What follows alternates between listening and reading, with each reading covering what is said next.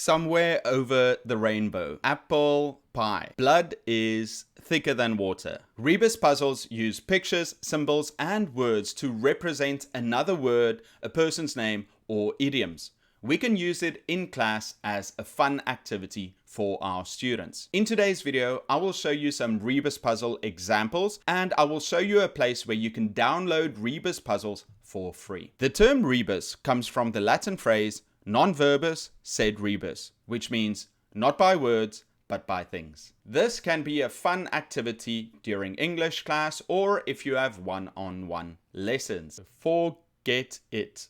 Jack in the box. Somewhere over the rainbow.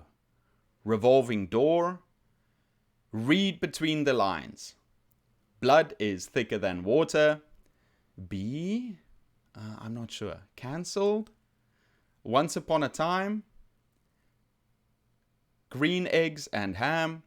Try to stand. Square. Try stand divided we fall. No. Downtown. A bump in the night. First aid. 1 in a million. Ice rink. Ice cube. Okay. Rocking chair. Rocking tree. Think outside the box. Ground feet. 6 feet under the ground. Anyone knows? One only knows?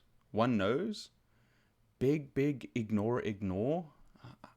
Too big to ignore. Have baked.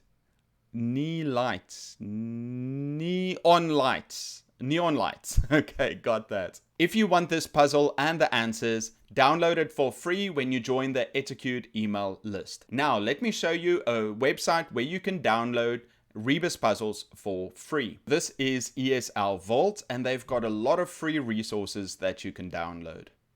This is a Rebus puzzle, so we can see some examples, top secret, and they've also got the answers down here, so you just download it, print it out, hand it to your students, and then let them try and solve it. And afterwards, check how many they got right.